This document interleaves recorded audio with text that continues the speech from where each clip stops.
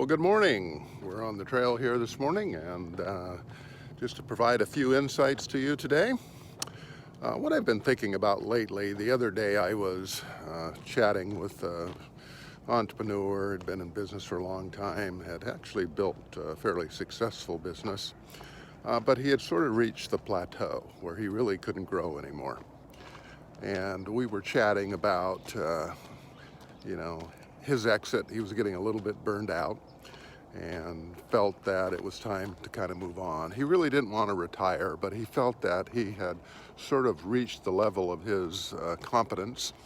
And for the last several years, he just couldn't grow sales. He couldn't kind of break through. And as we sat there and chatted, I offered a couple of suggestions, but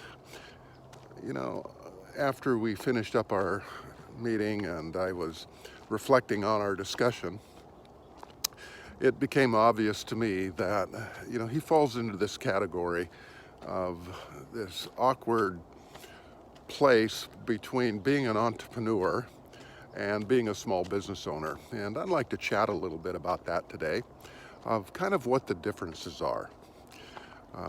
Most people assume that being an entrepreneur and a small business owner, come hand in hand.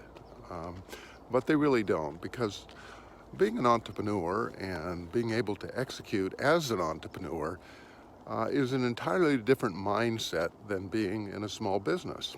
Small businesses tend to remain small businesses because they don't follow the mindset of an entrepreneur. And I'd like to chat a little bit about that, because there are probably some who are listening to this podcast that really fall into this category at one level and another. You may actually not be aware, but you probably do fall into one of these categories. And it's kind of like a continuum. You may be on the extreme of being an entrepreneur, or you may be on the extreme of being a small business owner. And I'm going to take a few minutes here and share my thoughts on how this continuum, and then I want you to think a little bit about where you kind of fall on this continuum. I've been an entrepreneur and working with entrepreneurs over the last several decades. And this is the thing that I've seen, is that this mindset that I mentioned a little bit earlier is real. It's not just a fabrication. It is actually a real, tangible thing that entrepreneurs tend to have innately. They're kind of born with it. And they hone that skill over time by having tools, being mentored, being coached, learning through experience on how to have this entrepreneurial mindset. And the entrepreneurial mindset is that they tend to figure out over time how to not be essential to their business. When they figure this out, and it takes time sometimes years and decades, to be able to extract yourself from being in the business. Now, a small business owner may have that mindset, but not have the tools or the experience or the ability or the desire or willingness to make changes to be able to, over time, extract themselves out of the business. And that's why they remain small businesses. And that's what happened to my friend here that I was talking to, is that he loved what he did. He was really good at what he did. He was a technician that had a high degree of skill, and felt that he needed to be involved in most of the big jobs. And he was able to push off some of the smaller jobs that he was able to do, and the contracts that he had.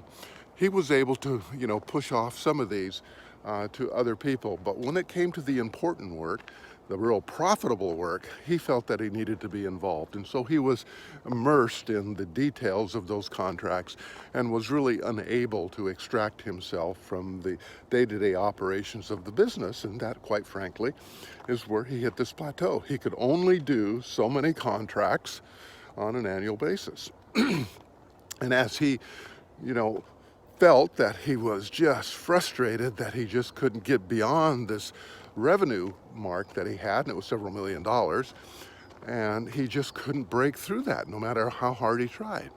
But it was the mindset.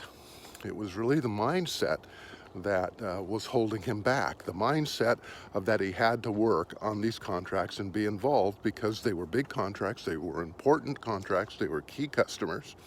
And he just felt that he needed to be there to manage and oversee and make sure that all the right things happen. Now, if he would shift that entrepreneurial mindset to being able to taking the time, and it may take a year, it may take longer, to be able to identify people in the business that he can bring in, train, delegate some responsibility to, oversee them, and then let them run with the ball, sometimes for 50% of the contract, and when he was involved part of the time, and then eventually he could take his hand off of the throttle and then start working on his business instead of in his business. And we've heard that so many times. That was really coined by Michael Gerber, in his book that he wrote on the E-Myth, that he talked about working on your business and systematizing your business so you didn't have to be there on a day-to-day basis. Years ago, I was able to know Michael Gerber. I actually worked with him before he had the E-Myth Foundation that he had built upon. He had a company called the Michael Thomas Corporation, and he was Michael Gerber, and he had a Tom Thomas was his partner, and they had the Michael Thomas Corporation, and I worked with him in that time frame, and that was a long time ago. But he built upon this concept, and I really believe that it is true, is that entrepreneurs that have this mindset that they are able to figure out and have some natural abilities and able to fine-tune and tweak over time, that they're able to extract themselves from the business and work on it and not be there on a day-to-day basis. Now, when you accomplish that, you have created one of the foundational components of being able to build value in your business. It is by a company, the universe of companies that look at you, are interested in buying you, that would see perhaps a strategic fit in what they do, is that you have a company that doesn't require you to be there. If you're required to be there, you sell the company, you're going to have to be there because that's where the value is. It's in you. And so what you need to do, and for those small business owners out there, and when I say small to mid-sized business owners, I've talked to a lot of people that have pretty good sized businesses, but they reach that plateau where they can't go any further. They may have competent people, they may have an infrastructure, they may have a management team, but they are involved on a day-to-day basis. They believe, and for the most part, there is, decision freeze when they are not available to be around the business. Nothing really happens until the boss, is able to look over the project or the things that they're working on at the time and get their input. They just are unable to do that. And I believe that that is the mindset that we're talking about here, is that you have to be able to build the culture in your company so that you don't have to be there. And that decisions and that the progress of the company and the amount of sales that you bring in are not required for you to be there. Once you have accomplished that and achieved that, then you have created value. You've created the ability to open up the universe of people when it comes time to exit that will be interested in you, that will be able to pay a higher multiple, and maybe you're able to position where there are multiple people at the table bidding on your business, and that you'll be able to create a situation where it's a strategic acquisition and not a financial acquisition. Those type of buyers tend to pay a lot more, as we've discussed before on my other podcast, Business Exit Stories. But you'll know that the ability to extract yourself from the business is an entrepreneurial mindset.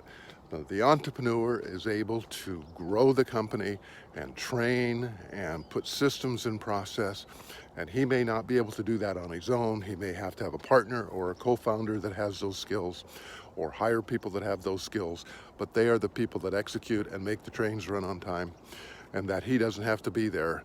Entrepreneurs tend to be more creative and think in conceptual terms and be able to seek out new markets and be able to look around the corners.